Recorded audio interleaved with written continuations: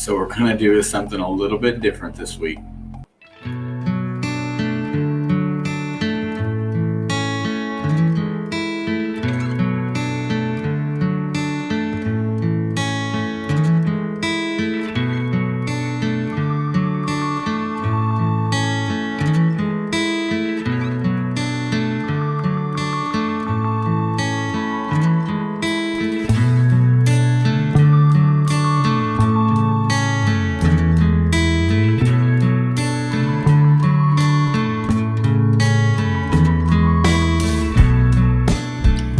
So as treasure hunters, not only do we metal detect to find coins and relics, we like to stack silver and we like to collect coins.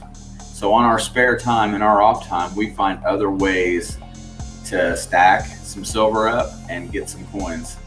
Today, I'm going to show you or explain to you how I go about getting extra coins for my collection. And it's a very creative way to do so. Hopefully you'll take something from this, and it may not work out identical for you, as you'll notice when I tell you exactly how it works, but hopefully you'll find a way to take what I give you today and make it work for you. So as for stacking coins from different means of getting silver, old coins, foreign currency, what I generally do is, if you haven't noticed, go to your truck stops. Truck stops are bigger businesses that do high volume of cash that flow in and out every day.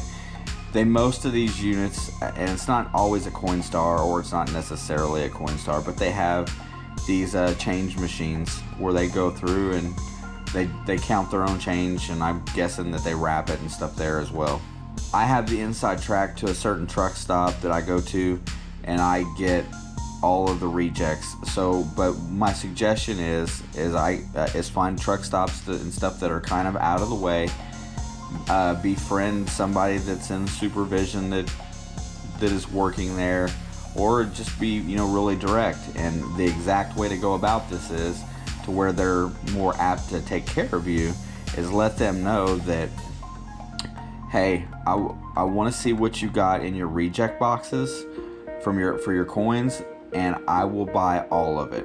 So whatever they have for the week, you just purchase. I'm going to show you 2 weeks take.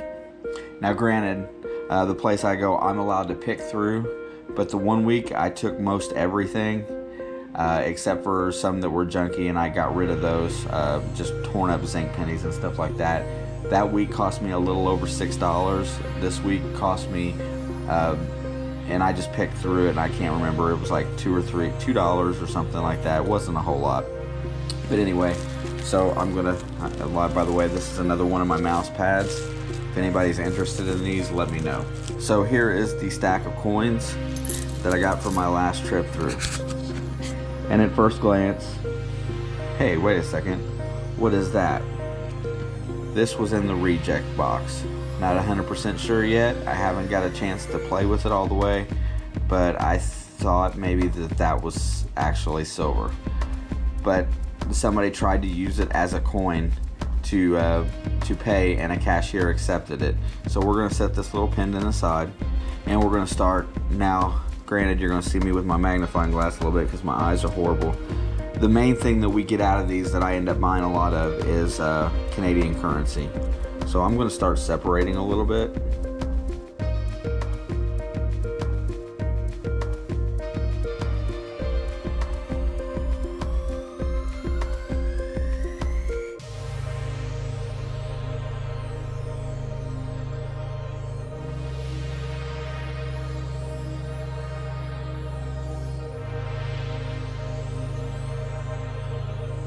Here's how this week shapes up. And I don't know the years on these, and I'm not going to get into it because I don't want to make this go forever. But there's 5. There's 10 Canadian pennies. There's 1 US dime, and this is not, I'm not sure why the coin machine rejected this one, but it's a 2004. I did think that it kind of looked like silver, so I grabbed a hold of it. So the other one going back in is that I do have 4 Canadian quarters, and I have no idea about the Canadian coins, but I do know that these four, there's a 2011, an 89, a 2006, and a 1972. As far as the Canadian goes, that's $1.10 in Canadian. Just a regular dime that didn't go through for some reason that I thought looked like silver, so I kept it. And for the US currency, the ones that we're always after, I'm gonna go start with the first five, and these are all wheat pennies. A 42, a 1929, a 1940, 1937, it looks like a 1912, and it looks like it's a D. There's three more in here. I'm not gonna sit and go through the dates unless something stands out, but most of these are fairly early, 20s, 30s, and 40s. This one here I'm looking at, I thought looked like a steel cent, but I can't quite make out the date on there, but check that out. It isn't, but it did have that look, so that was me being optimistic. But look at how different it looks from the rest of them coins. I should get the date off of that. I should be able to see it. Let me pull the other one up here real fast. I will edit out a little bit. It is a 1999, but it does look different, doesn't it? Look at how kind of bluish that thing looks, or steel-like. Anyway, to get a good wishful thinking. Also, there's a few more wheat cents. You'll notice that most of the condition of these wheat pennies are excellent. Every now and again that you get one that's kind of rough. For the overall good portion of my take, we have two silver quarters this time. In 1964, hey, actually two 1964 quarters out of this set. So basically I gave them $2 for what I took out of here. I got a pendant. I got $1.10 in Canadian currency. Looks like I got 3, 6, 14 wheat cents. Most of them are in great condition. And what I thought was a steel cent, and it's not. But anyway, this is just 1 week of in the reject box. Now, if you, like I said, try these truck stops out, hit them all up, because I have a feeling that not everybody is hitting these up, and not a lot of people really know to look for the silver. But there's two silvers out of this 1 week. Wait till you see the box from the week before, which I'm getting ready to do now. Okay, so this is a set of coins that I pulled out of the rejects the week before I grabbed the last set. Now, this time, okay, I had dropped a quarter on the floor. Out of this set, this was 2 weeks worth of, this is 2 weeks worth of a take, because I missed out 1 week and I didn't get in there. So I'm gonna start going through this rather quickly. Actually, I'm not gonna be able to go through it rather quickly, but there is a lot of Canadian in here. I will get back to you when I get some of this separated. Alright, so I'm back here. I just got through going through all of these coins. Just so you know that this was a couple weeks in the making, but 10, 20, 30, 40, 50, 60, almost 70 cents in regular Canadian pennies. I did set this one aside because this one is a George that's on there. And if I'm not saying it correctly or whatnot, please call me out, because I do not know my Canadian currency very well. Out of that same box, there was 3 nickels in Canadian. There's one $2.50 in quarters. There is 60 cents in dimes. Some of the weird odds and ends for as far as tokens go. Here's a freedom token. No cash value. It does have the shield and the stars and the wings on it, so it's very cool for a collection. Have no idea. It's heavy. It's got a 5 on it. I am not sure what that is. I'll have to look it up. It's still something different. Furthermore, this is a 1999 20-cent piece from Singapore. It says Singapore on the back. So that's a pretty cool coin. So what I do in this instance is since this is the size of a nickel, I give a nickel for these coins. So that is that one. The next one is a $1 token for a Captain Clean car wash. I have no idea where Captain Clean car washes are at, but I have one of their tokens. This one here is a 1 pound coin. So I guess that makes it a British coin for sure. And the year on it is 1983 Elizabeth 1 pound coin. Same size as a nickel, so I'm sure that's what I gave for it. The next is another token, Station Alpha or Alpha Station Southside Mail. So that is another token that I got out of here.